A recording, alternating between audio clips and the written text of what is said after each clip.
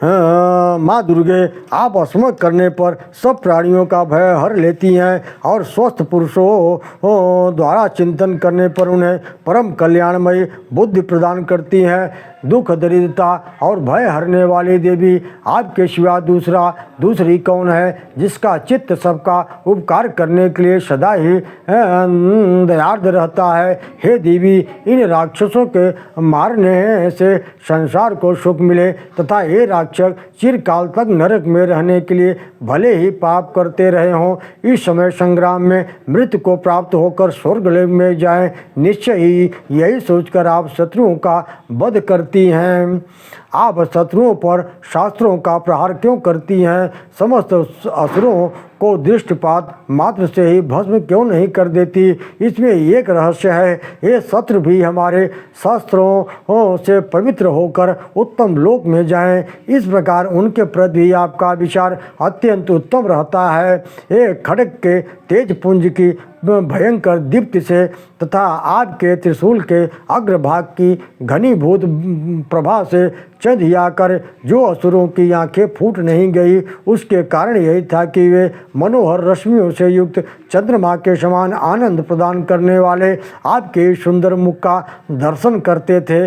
हे देवी, आपका शील दुराचारियों के बुरे बर्ताव को दूर करने वाला है। साथ ही यह रूप ऐसा है जो कभी चिंतन में भी नहीं आ सकता, जिसकी कभी दूसरों से तुलना भी नहीं हो सकती, तथा आपका बल पराक्रम तो उन दैत्यों का भी नाश करने वाला है जो कभी देवताओं के पराक्रम को भी नष्ट कर चुके थे। इस प्रकार आपने शत्रुओं पर भी अपनी दया ही प्रकट की है। हे वरदायिनी देवी, आपके इस पराक्रम की किसके साथ तुलना हो सकती है तथा शत्रुओं को भय देने वाला और अत्यंत मनोहर ऐसा रूप भी आपके सिवा और कहाँ है? हृदय में कृपा और युद्ध में निष्ठुरता, ये दोनों बातें तीन लोक के भीतर केवल आप में ही दिखाई देती है। हे माते जगत जननी, आपने शत्रुओं का नाश करके इस समस्त त्रिलोक की रक्षा की है। उन शत्रुओं को भी युद्ध में मारकर स्वर्ग लोक में पहुंचाया है। उत्तम उन्मत्त दैत्यों से प्राप्त होने वाले भय को भी दूर कर दिया है। आपको हमारा नमस्कार है। हे देवी, आप शूल से हमारी रक्षा करें, अंबिके खड्ग से भी हमारी रक्षा करें। हे चंद्र घंटा की ध्वनि, धनुष की टंकार से भी आप हम लोगों की रक्षा करें। चंडिके पूर्व पश्चिम दक्षिण दिशा में आप हमारी रक्षा करें। हे ईश्वरी, अपने त्रिशूल को घुमाकर आप उत्तर दिशा में भी हमारी रक्षा करें। तीनों लोक में आपके जो परम सुंदर एवं अत्यंत भयंकर रूप विचरते हैं, उनके द्वारा भी आप हमारी इस भूलोक की रक्षा करें। हे अंबिके, आपके कर पल्लों में शोभा पाने वाले खड्ग शूल गदा आदि जो अस्त्र हैं, उन सब के द्वारा आप सब ओर से हम लोगों की रक्षा करें। ऋषि रुवाच एवं सुर देवी कुसुमय नंदनोद्भवै अजिता जगता धात्री तथा गंधानुलेपनय भक्ता समस्त दिशय दिव्य धूपता प्रा प्रसाद सुमकी समस्तान प्रणता सुरान ऋषि कहते हैं। इस प्रकार सब देवताओं ने जगन माता दुर्गा की स्तुति की और नंदन वन में दिव्य पुष्प गंध चंदन आदि के द्वारा उनका पूजन किया। फिर सबने मिलकर जब भक्त पूर्वक दिव्य धूपों की सुगंध निवेदित किया, तब देवी ने प्रसन्न वदन होकर प्रणाम करते हुए सब देवताओं से कहा। देव्युवाच व्रियतां तिरसा सर्वे यदत्वच्चोभिवांछितम्।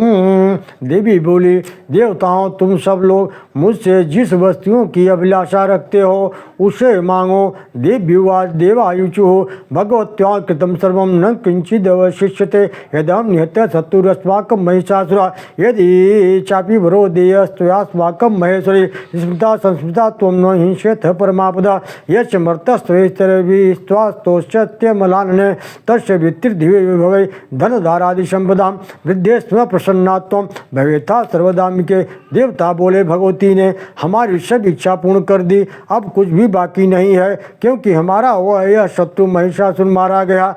हे महेश्वरी, इतने पर भी यदि आप हमें वर देना चाहती हैं तो हम सब जब आपका स्मरण करें तब आप दर्शन देकर हम लोगों के महान संकट को दूर कर दिया करें तथा प्रसन्न मुखी अंबिके, जो मनुष्य इन स्त्रोतों का आपकी स्तुति करे उसे वित्त समृद्धि वैभव देने के लिए ही उसकी धन और स्त्री आदि संपत्ति को भी बढ़ाने के लिए आप सदा हम पर प्रसन्न रहें।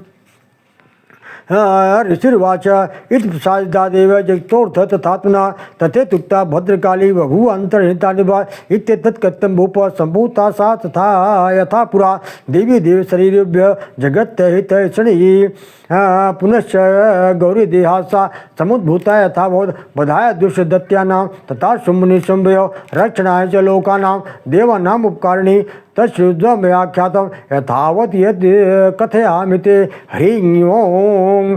ऋषि कहते हैं, हे राजन, देवताओं ने जब अपने तथा जगत के कल्याण के लिए भद्रकाली देवी को का इस प्रकार प्रसन्न किया तब ये तथास्तु कहकर वहीं अंतर ध्यान हो गई।